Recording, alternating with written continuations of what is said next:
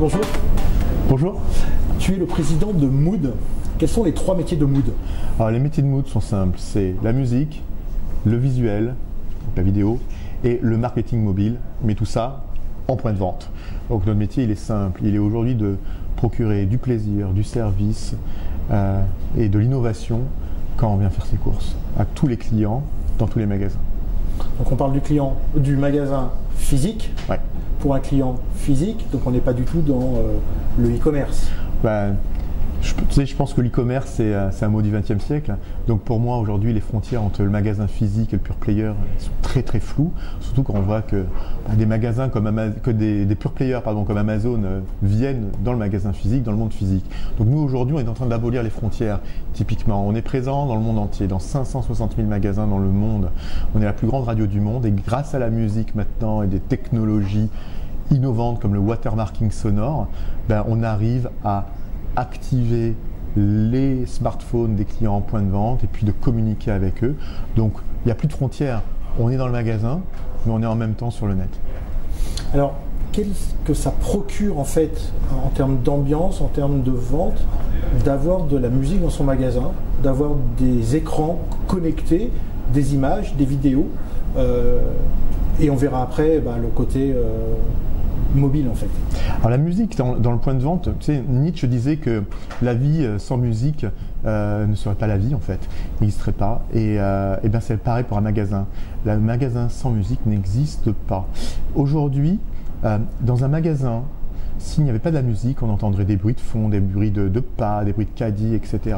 Donc la musique apporte un agrément positif et fait qu'en fait tout simplement, les consommateurs, les clients restent plus longtemps dans le point de vente et s'ils restent plus longtemps, il y a une probabilité d'acte d'achat augmentée.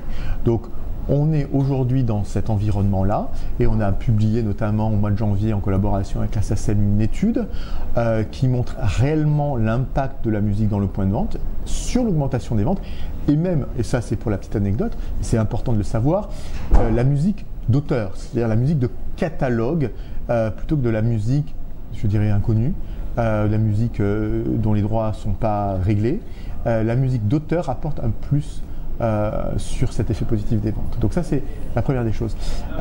Sur le visuel, sur vraiment les écrans, aujourd'hui beaucoup de gens veulent avoir des écrans pour le fait d'avoir des écrans dans un point de vente, ça n'a aucun sens.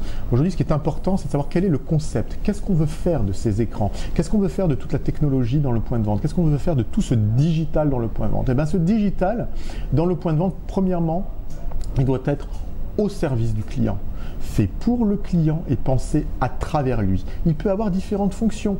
Ça peut être typiquement une stratégie de weight marketing pour faire patienter les consommateurs à certains moments où l'on sait qu'on peut avoir un goulot d'étranglement. Ça peut être de créer du linéaire supplémentaire parce qu'on n'a pas assez de place dans son point de vente, donc on veut montrer différents produits. Ça peut être également pour faire de la promotion de services. En tout cas, encore une fois, chaque écran va avoir sa propre utilité. Autrement, on va rater son concept. Et puis, il ne faut pas oublier quelque chose. Aujourd'hui, tout le monde va avoir des écrans, de la technologie, du digital. Mais il y a un théorème de base qu'il faut respecter qui est que le plus on digitalise un point de vente et le plus on l'humanise. Encore une fois, les écrans, les tablettes, les bornes interactives vont délivrer aux consommateurs une information de base. Mais au final, ce sera le vendeur qui sera au centre de l'information du magasin. Ce sera l'être humain dans ce magasin qui va pouvoir apporter un véritable rôle, qui va un véritable avis d'expert aux clients, aux prospects, aux visiteurs. Donc moi je dis à tout le monde, si vous pensez que vous allez pouvoir remplacer vos vendeurs par des iPads, des tablettes ou quoi que ce soit d'autre, oubliez ça. Non, les deux vont ensemble.